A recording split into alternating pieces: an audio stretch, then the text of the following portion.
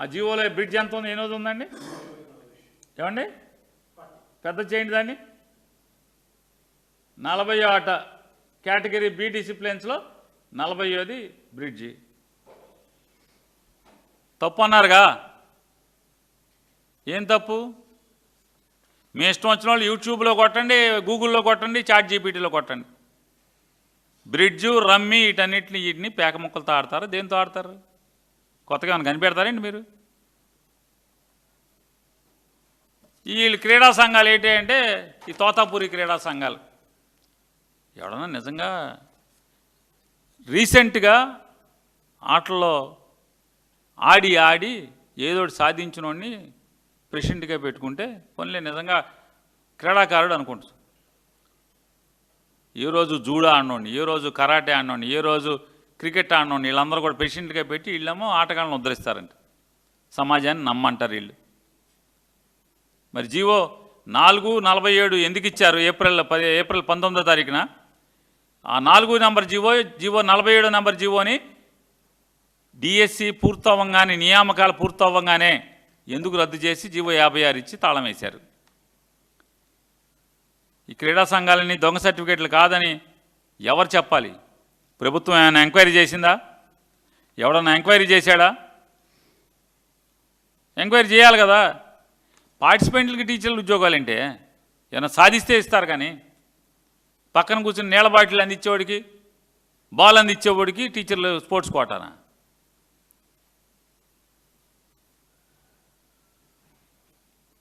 ఆర్చరీలో జాతీయ స్థాయిలో gold medallist Durgaiah గారికి మీరు పిలిచి సర్టిఫికేట్లు వెరిఫికేషన్ చేశారు. మరి సర్టిఫికేట్లు వెరిఫికేషన్ చేసి ఎందుకు ఉద్యోగం ఇవ్వలేదు? ఆఖరికి కాలేజ్, ఇంటర్ కాలేజ్ అంటే 4 కాలేజీలు కలిపి ఆట ఆడితే దాంట్లో పార్టిసిపేషన్కి ఉద్యోగం ఇచ్చారు మీరు. టీచర్ల పోస్టుకి అవినీతి అని నా మీద నిందలేస్తున్నారని చెప్తారు.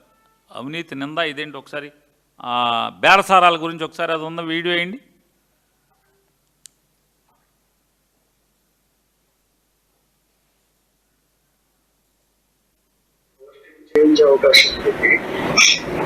సార్ అట్లా కాదు సార్, అంటే ఎంతలా అవుద్ది సార్? అది ఒకసారి వస్తే మాట్లాడదామండి. అంటే కలిసి మాట్లాడమంటారండి? రేపు బయలుదేరామండి. ఎన్నింటికి రమ్మంటారు సార్? ఇష్టం, మీరు ఏ టైంకైనా రండి. సరే సార్. ఇప్పుడు మా చెల్లి కూడా కావాలండి. నేను ఒక్కడే, మా బావ నేను వస్తే సరిపోదు. మీ ఇద్దరైనా రండి, మీ ఒక్కరైనా రండి. ఆవిడతో పని లేదు, మీరే మాట్లాడి ఫైనల్ చేసుకుంటారు. అవును సార్. అదే సరే సార్, అయితే రేపు 10 గంటలకల్లా వచ్చేస్తాను సార్. వచ్చి మీకు కాల్ చేస్తాను సార్ ఈ నెంబర్కి. మాక్సిమం ఒకరు వస్తే బెటర్, ఇద్దరు వస్తే కూడా ఒకరితోనే కదా మాట్లాడేది. ఇంకా మీరు నెక్స్ట్ వాళ్ళు చెప్తారు కదా సార్. ఏం లేదు, కొంచెం ఇది సీక్రెట్ గా చేసుకున్నారు కదా. ఓకే, తప్పకుండా సార్. నాకు అర్థమైంది సార్. అంటే ఏం లేదు సార్, ఎంతనంటే నేను ఒకసారి మరి ఫిగర్ చెప్తే నేను ఒకసారి రెడీ చేసుకుంటాం సార్. మేము కూడా అందుకని అడుగుతున్నాం సార్. సార్ ఇది డిఎస్సి లో పోస్టింగ్, మీకు ఐడియా ఉంది? అవును సార్. మీరు ఇది వచ్చేసి మార్కెట్ ఇప్పుడు 15 లక్షలు అట్లా నడుస్తుంది. బాబాయ్ అంతంటే పెట్టలేమండి. ఏంటంటే డైరెక్ట్ గా పోస్టింగ్ ఇవ్వటమే కదా. సరే, అది ఏదన్నా మీరు వచ్చి మాట్లాడితే ఉన్న నెగోషియేషన్స్ చేద్దామంటే చేద్దాం. సరే సార్, అయితే ఓకే అండి. మాట్లాడతాను. ఓకేనా? అలాగే అండి. వీలైతే నేను యాక్చువల్ ఏంటంటే నేను ఇప్పుడు టైం తక్కువ ఉంది కాబట్టి ఇంటికే పిలిపించి మాట్లాడతాను. మా ఇంట్లోనే మాట్లాడుకుందాం. Okay sir. అలాగే సార్. కొంచెం పర్సనల్ గా వస్తే మాట్లాడి చేద్దాం. తప్పకుండా సార్.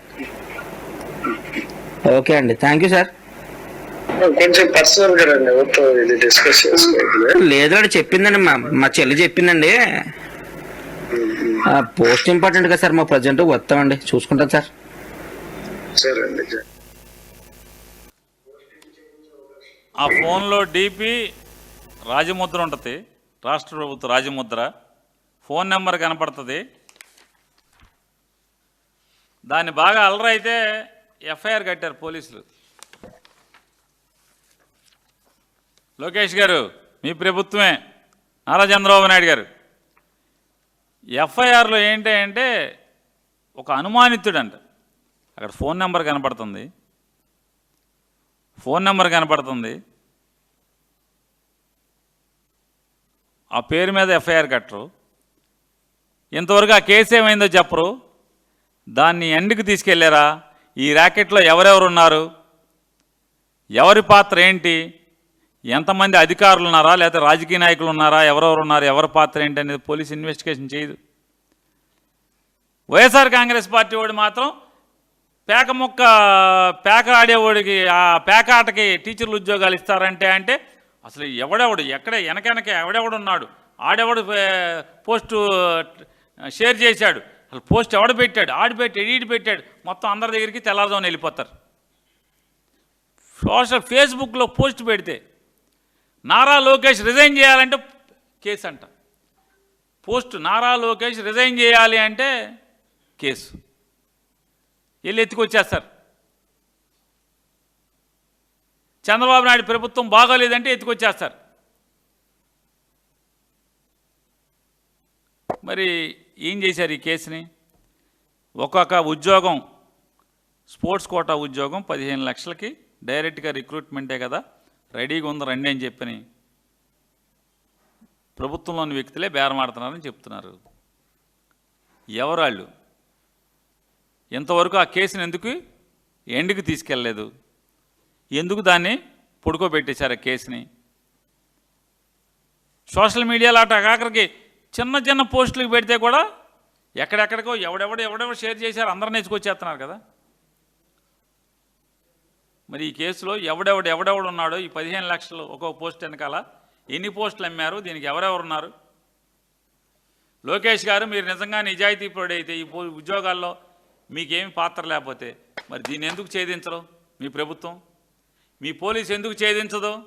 ఎందుకు పొడుకోబెట్టేస్తారు దీన్ని, ఈ కేసుని? చెప్పండి, ఎందుకు పొడుకోబెట్టేస్తారు? చెప్పండి సార్. చెప్పకుండా ఇంకా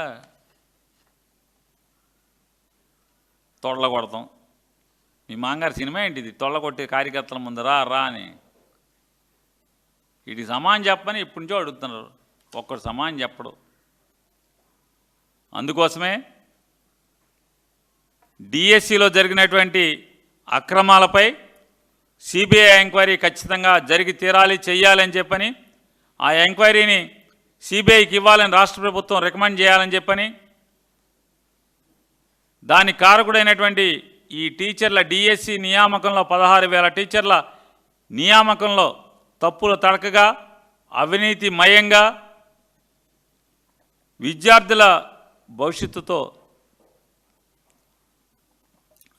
ఇంత క్రీడ నడిపినటువంటి వాళ్ళ జీవితాలను సర్వనాశనం అవటానికి ఇంత తప్పు పని చేసినటువంటి నారా లోకేష్ రాజీనామా చేయాలని చెప్పని, ఫీజు రీయింబర్స్మెంట్ బకాయిలు మా సంగతి దేవుడెరుగు.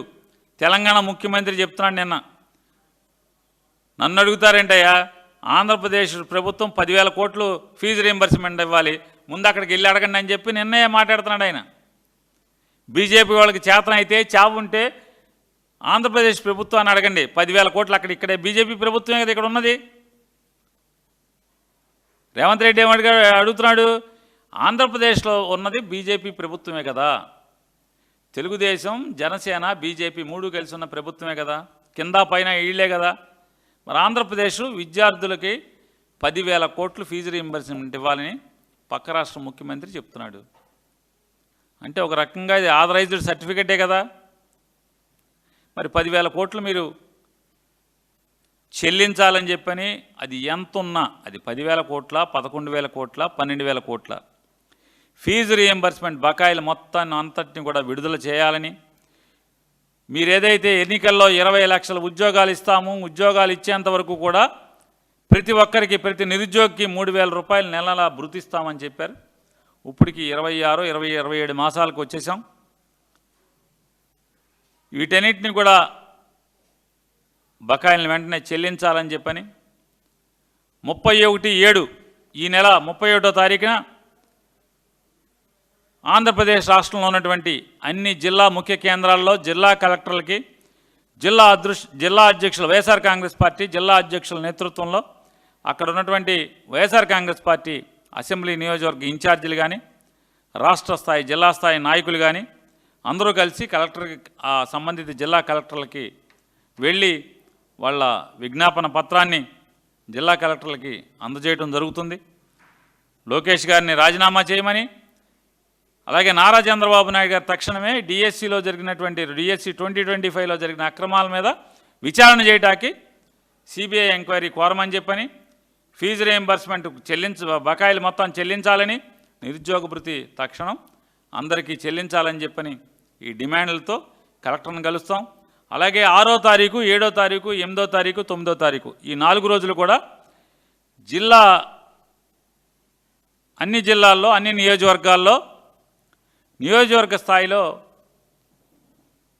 4 రోజులు కూడా రిలే యువకులు, విద్యార్థులు, నిరుద్యోగులు వీరందరూ కూడా పాల్గొనేట్టుగా రిలే నిరాహార దీక్షలు జరుగుతాయి. అలాగే 10వ తారీఖున ఆగస్టు 10వ తారీఖున నియోజకవర్గ స్థాయిలో మళ్ళీ ఇదే డిమాండ్తో డిఎస్సి 2025లో జరిగిన అక్రమాల మీద విచారణ సిబిఐ జరిపించాలని, దీనికి కారకుడైనటువంటి అక్రమాలకు కారకుడైనటువంటి ఆంధ్రప్రదేశ్ రాష్ట్ర విద్యాశాఖ మంత్రులు నారా లోకేష్ నాయుడు గారు రాజీనామా చేయాలని, ఆంధ్రప్రదేశ్ ప్రభుత్వం నమ్మించి మోసం చేస్తున్నటువంటి ఫీజు రీయింబర్స్మెంట్ మొత్తం బకాయిలు మొత్తాన్ని చెల్లించాలని, నిరుద్యోగ భృతి వెంటనే అందరికీ ఇచ్చి 3,000 రూపాయలు నెల చొప్పున చెల్లించాలని చెప్పని నియోజకవర్గ స్థాయిలో కూడా 10వ తారీఖున ర్యాలీలు జరుగుతాయి. ఇది ఇక్కడితో కాదు, ఇది కామా మాత్రమే. ఈ 3 డిమాండ్ల మేరకు ఈ 4 డిమాండ్లు డిఎస్సి అక్రమాల మీద సిబిఐ ఎంక్వైరీ, నారా లోకేష్ రాజీనామా, ఫీజు రీయింబర్స్మెంట్ బకాయిలు విడుదల, నిరుద్యోగ భృతి 3,000 రూపాయలు నెలలా ఇవ్వాల్సినటువంటి మొత్తం బకాయిలు విడుదల చేసేయాలని చెప్పని ఇది మొదటి అంకంగా ఈ కార్యక్రమాన్ని చేపట్టాం. ఇది ప్రభుత్వం దిగి వస్తే సరే, లేదంటే కనుక ఈ ఉద్యమాన్ని ఇంకా ముందుకు తీసుకెళ్తాకి వైఎస్ఆర్ కాంగ్రెస్ పార్టీ నిర్ణయం తీసుకుందని కూడా మీ ద్వారా ప్రజలందరికీ తెలియజేస్తున్నాం.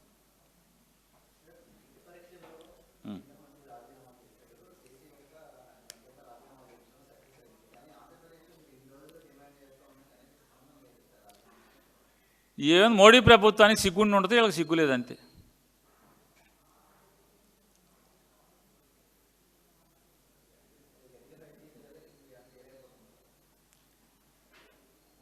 మేము చెప్తున్నాం కదండి, ఇక్కడ తోలుమందం ప్రభుత్వం ఉంది. మహిషాసుడు మామూలుగా ఏంటంటే మహిషాసుడికి ఎంత తోలుమందం ఉంటుందో అంత మందం ఉంది ఇక్కడ. అందుకే మేము ఒకరోజు అరరోజు చెప్పట్లేదు. మేము ఈ ప్రయత్నం, మా యుద్ధం లేదా మా పోరాటం, మా ప్రజల్ని చైతన్యం చేసి తద్వారా ప్రభుత్వం మీద ఒత్తిడి తీసుకొచ్చేదానికి, ఈ ప్రభుత్వాన్ని నిలదీసేదానికి, ప్రభుత్వాన్ని మెడపట్టి ఈ డిమాండ్లకు ఒప్పుకునేదానికి మా పోరాటం అంచెలంచెలుగా దీన్ని స్టెప్ బై స్టెప్గా తీవ్రతరం చేసుకుంటూ వెళ్తాం.